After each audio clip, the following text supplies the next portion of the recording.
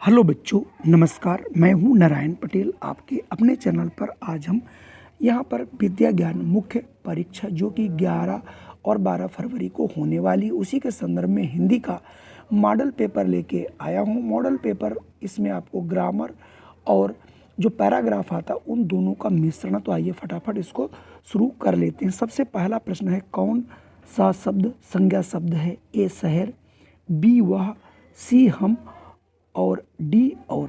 तो यहाँ पर जो शहर है वो आपका संज्ञा शब्द होगा, यानी ऑप्शन ए सही है। आप भी इनके आंसर जरूर बताइए। दावत का बहुवचन क्या होगा?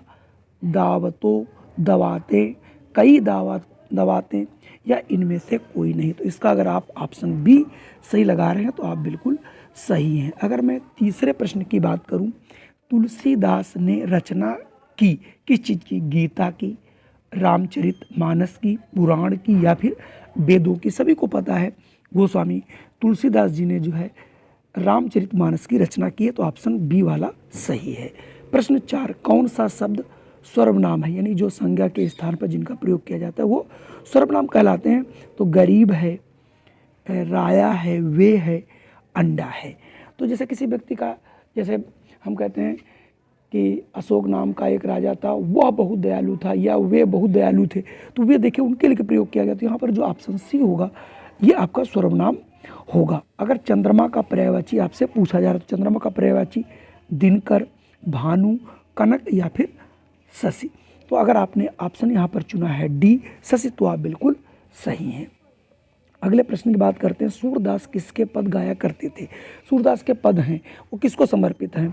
श्री विष्णु को, श्री राम को, श्री गणेश को, श्री कृष्ण को। तो सभी को मालूम है जो सूरदास जी हैं उन्होंने कृष्ण की भक्ति की है और तो कृष्ण के ही पद गाए, यानी ऑप्शन डी वाला बिल्कुल सही है। अगला है, राम का जन्म कहाँ हुआ था? अयोध्या में, मथुरा में, नंदगांव, बरसाना। ये भी मैं कई बार क्वेश्चन आपको करा चुका हूँ और अगर आपका आंसर है ए अयोध्या तो आप बिल्कुल सही है। अगला है, कठिन का विलोम सीधा होता है, सरल होता है, कोमल होता है या फिर मुलायम होता है? तो आपको याद रखना जो सीधा है, सीधा जो कठिन है, कठिन का होता है सरल।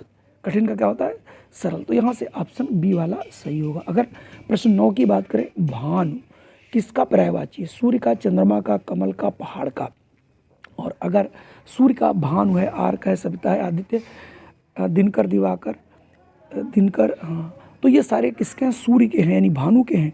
तो यहाँ से ऑप्शन ए वाला सही होगा। अब देखिए प्रश्न गद्य पर आधारित है। प्रश्न 10 से 14 तक निम्नलिखित गद्यांश का को, यहाँ को होगा, ठीक है, को ध्यान पूर्वक अध्ययन करके दिए गए प्रश्नों के उत्तर दीजिए।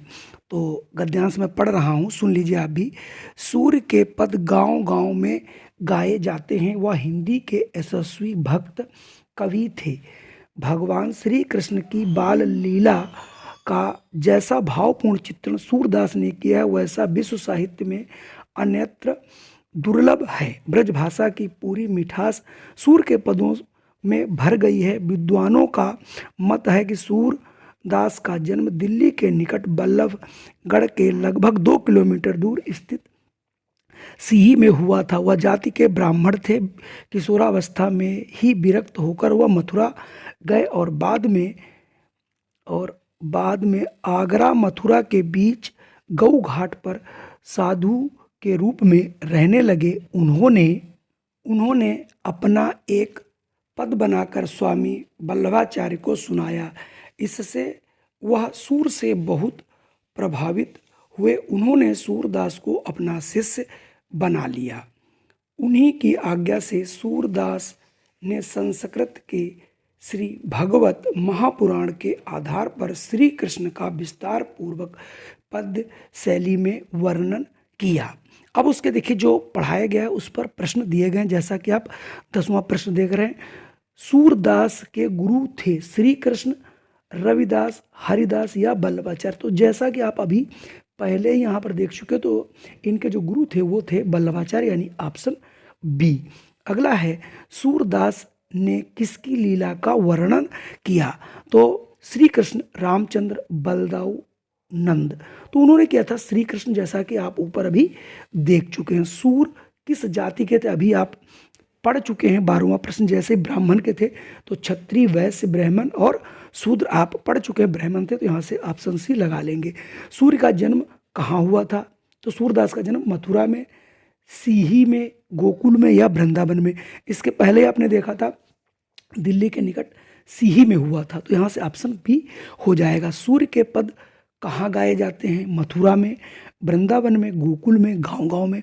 तो इसके पहले ही बताया था कि सूरदास के जो पद हैं वो आज गांव-गांव में गाए जाते हैं। चलिए अगले देखिए, फिर आपके पास प्रश्न आ गए हैं कुछ। वो प्रश्न आपके व्याकरण से संबंधित है।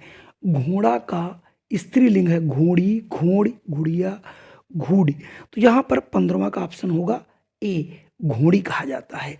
सार्थक शब्द है, यानी जिससे कोई एक अर्थ निकलता है वो सार्थक शब्द। गीपा, सेब, रणलय, लयक। तो सेब जो है ये सार्थक शब्द है जिसका एक अर्थ है, बाकी जो 3 शब्द उनका कोई भी अर्थ नहीं है। ग्राम का तद्भव, यानी सही तद्भव पूछ रहा है ग्राम का, ठीक है। तद्भव बिगड़ा हुआ तो तत्सम क्या उसका, नहीं, ग्राम जो है तत्सम है तो उसका तद्भव क्या बनेगा, मतलब क्या लोग इसको कहते हैं। गाम, ग्राम, गाँव, गांव। तो आप सभी भाषा में देखिए, जब हम लोग हिंदी में लिखते हैं तो ऑप्शन डी गांव लिखते हैं, तो ये हमारा बिगड़ा हुआ रूप है। अगला है हिमालय का संधि विच्छेद का, ये भी आपकी हिंदी के किताब से है। हिम प्लस आलय, हिम प्लस आलय है, हम प्लस आलय, हिम प्लस आलय। तो आपको 18 का अगर ए आपने पढ़ा होगा, ही माँ में आ और ये ला मिलकर के बड़ा हो जाए तो हो जाता है हिमालय। तो ऑप्शन यहाँ से ए सही हो जाएगा। गृह प्रवेश किस प्रकार का समास है? जो 6 समास हैं उनको आपको एक बार पढ़ लेना। तत्पुरुष, अव्ययी भाव, द्विगु या द्वंद्व। तो सही इसका जवाब हो जाएगा 19 का ए, तत्पुरुष समास इसमें है। अपमान शब्द किस उपसर्ग से बना है? अप, अव, आ, उप। तो मान अलग है, अप अलग होता, तो यहाँ पर ए जो है उपसर्ग है। तो कुल मिला के ये थे आपके 20 प्रश्न। निश्चित तौर पे ये समझ में आपके जरूर आए होंगे। हम इस प्रकार के वीडियो सदैव बनाते रहते हैं, चाहे वो विद्या ज्ञान प्रवेश परीक्षा के हों या फिर जवाहर नवोदय विद्यालय प्रवेश परीक्षा के हों। अगर ये वीडियो आप सभी को पसंद आया हो तो कृपया इसे लाइक अवश्य कर दें, और अगर चैनल पे पहली बार आए हों तो इसे सब्सक्राइब कर लें और साथ ही साथ इसका बेल आइकन अवश्य दबा दें, जिससे हमारा कोई भी वीडियो आप तक सबसे पहले पहुंच सके। तो फिर मैं मिलता हूं एक नई वीडियो के साथ। जय हिंद, वंदे मातरम। अपना ख्याल रखिए और इसी प्रकार से तैयारी करते रहिए हमारे साथ।